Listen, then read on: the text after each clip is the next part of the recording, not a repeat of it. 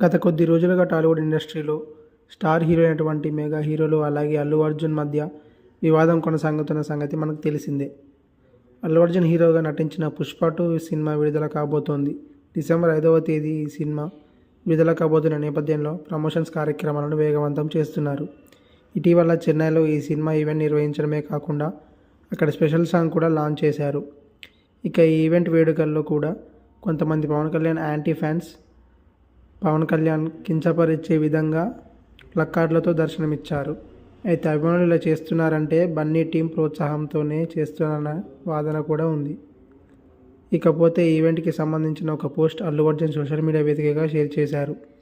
అయితే ఈయన షేర్ చేసిన ఆ ఫోటోని డిలీట్ చేసి తిరిగి మళ్ళీ అదే ఫోటో సోషల్ మీడియా వేదికగా షేర్ చేయడంతో ఇది కాస్త చర్చలకు కారణమైంది. తాను శ్రీలీల కలిసి ఉన్న పిక్లో దూరంగా బ్లర్గా ఓ అభిమాని ఫ్లెక్సీ పట్టుకొని ఉన్నాడు.